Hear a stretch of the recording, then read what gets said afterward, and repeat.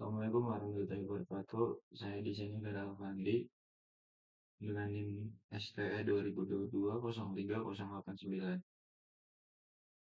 Saya di sini ingin menerangkan mereview jurnal dengan judul pengelolaan data penyakit jantung dengan menggunakan metode Naive Bayes. Untuk latar belakang dari jurnal ini adalah masalah yang diangkat dalam jurnal ini adalah tingginya angka kematian akibat penyakit jantung yang menjadi salah satu penyakit yang paling mematikan di dunia. Oleh karena itu, diperlukan pengumpulan dan analisis data yang akurat untuk mendeteksi penyakit jantung pada pasien. Untuk selanjutnya ada rumusan masalah. Rumusan masalah dari jurnal ini berkaitan dengan pengolahan dan analisis data penyakit jantung untuk meningkatkan akurasi dalam diagnosis. Yang pertama ada bagaimana metode NavBase dapat digunakan untuk mengelola dan mengklasifikasi data penyakit jantung. Dan yang kedua ada sejauh mana akurasi yang dapat dicapai oleh metode NavBase dalam prediksi keberadaan penyakit jantung dibandingkan dengan diagnosis medis konvensional atau biasa. Apa saja sih faktor dan tiga itu apa saja faktor risiko yang dapat identifikasi dari data penyakit jantung menggunakan metode ini. Untuk selanjutnya ada tujuan penelitian dari jurnal. Yang pertama adalah mengelola data penyakit jantung. Penelitian ini bertanggung jawab untuk bertujuan untuk mengelola dan menganalisis data penyakit jantung menggunakan metode data mining naive Bayes yang diharapkan dapat membantu dalam proses diagnosis. Yang kedua ada klasifikasi data secara efektif. Penelitian ini bertujuan untuk menguji efektivitas metode naive Bayes dalam mengklasifikasikan data penyakit jantung, serta untuk mencapai tingkat akurasi yang tinggi pada diagnosis dibandingkan dengan hasil diagnosis medis. Manfaat penelitian jurnal. Yang pertama adalah peningkatan akurasi diagnosis. Penelitian ini menawarkan pendekatan yang lebih akurat untuk mendiagnosis penyakit jantung melalui penggunaan metode naive Bayes. Dan yang kedua, manfaat kedua adalah alat bantu untuk pengolahan data. Dengan penerapan metode data mining, penelitian ini memberikan alat dan teknik yang dapat digunakan untuk menganalisis dan mengklasifikasikan data penyakit jantung.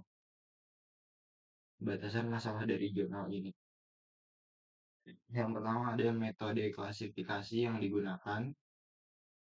Dari penelitian ini secara khusus menggunakan metode naive Bayes untuk analisis data yang berarti hasil dan temuan mungkin tidak dapat diterapkan atau dibandingkan dengan metode klasifikasi lain seperti pohon keputusan atau random forest. Dan yang kedua ada data yang digunakan penelitian ini bergantung pada dataset tertentu mengenai penyakit jantung. Keterbatasan jumlah dan jenis data dapat mempengaruhi akurasi dan generalisasi dari model yang dibangun. Hasil yang diperoleh mungkin tidak berlaku untuk semua populasi atau kondisi yang berbeda. Untuk metode penelitian dari jurnal ini adalah yang pertama, pengumpulan data.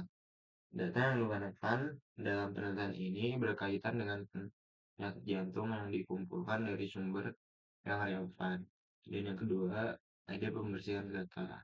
Data yang telah dikumpulkan perlu dibersihkan untuk menghilangkan nilai yang hilang atau cacat dan memastikan data siap untuk dianalisis. Yang ketiga adalah pemisahan data. Data yang telah dibersihkan kemudian dipisahkan menjadi dua bagian, data pelatihan dan data pengujian. Subjek dan objek. Subjek dari penelitian ini adalah data penyakit jantung dan pasien yang menderita penyakit jantung. dan subjek bisa mencakup demografi pasien seperti usia, jenis kelamin, dan riwayat kesehatan yang apa. Untuk objeknya sendiri, objek penelitian ini adalah dengan metode Naive Bayes yang digunakan sebagai alat untuk menganalisis data penyakit jantung. Penelitian ini sebetulnya untuk mengevaluasi seberapa efektif metode tersebut dalam mengklasifikasikan dan memprediksi penyakit jantung berdasarkan dataset yang telah dikumpulkan. Hasil dari penelitian ini, akurasi model.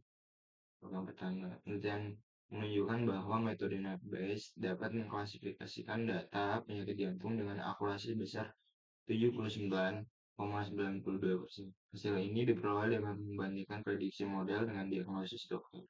Dan untuk yang kedua sendiri adalah identifikasi pasien. Model tersebut lebih akurat dalam mengidentifikasi pasien yang tidak menderita penyakit jantung dengan akurasi mencapai 76% dibandingkan dengan pasien yang menderita penyakit jantung yang memiliki akurasi 82%. Kemampuan. Untuk yang ketiga adalah kemampuan klasifikasi. Model dapat memperkirakan jumlah pasien yang sebenarnya menderita penyakit jantung dan yang tidak. Kesimpulan dari jurnal ini. Untuk yang pertama ada penelitian ini menunjukkan bahwa metode Naive Bayes merupakan alat yang efisien dalam mengelola dan menganalisis data penyakit jantung. Dan yang kedua, penelitian merekomendasikan penggunaan metode ini dalam praktik klinis untuk membantu tenaga medis dalam pengambilan keputusan. Untuk yang ketiga, terakhir, penelitian ini juga menyiratkan perlunya penggabungan teknik analisis data lanjutan lainnya untuk meningkatkan kinerja model dan memberikan pedoman lebih baik dan penanganan penyakit jantung.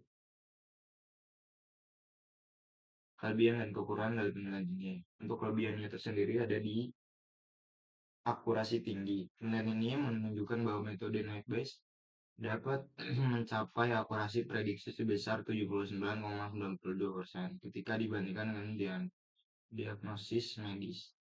Dan yang kelebihan kedua ada kemudahan implementasi Naive Bayes adalah algoritma yang sederhana dan cepat dalam perhitungan sehingga mudah implementasikan dalam berbagai sistem dan aplikasi.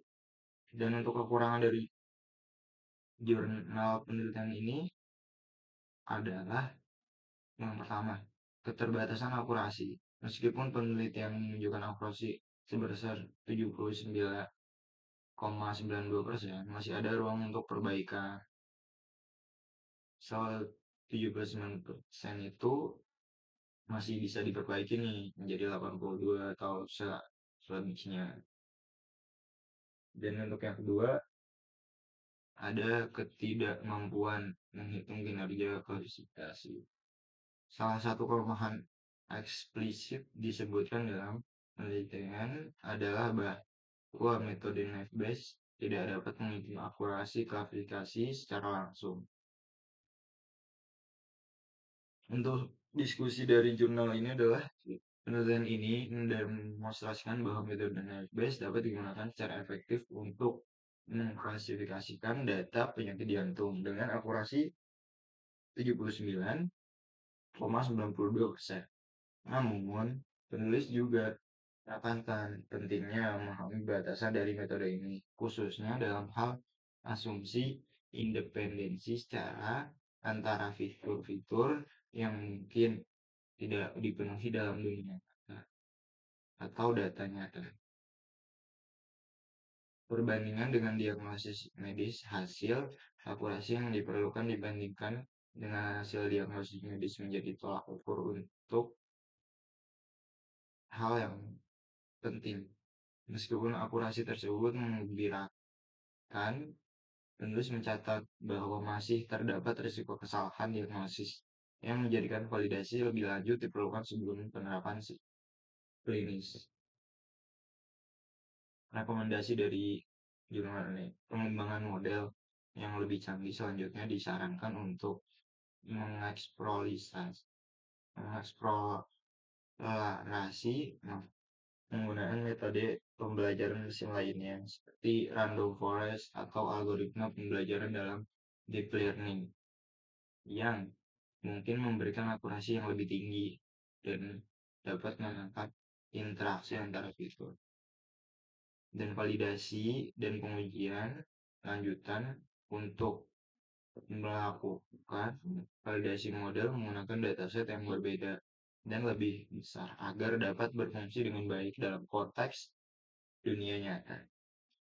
Pengujian ini penting untuk membangun kepercayaan pada model yang dikembangkan. Ya, baik, sudah selesai. Sekian review jurnal dari saya, Vera Fandi. Maaf jika ada salah kata atau salah penyebutan atau salah dari perkata saya. Terima kasih dan maaf sebesar-besarnya.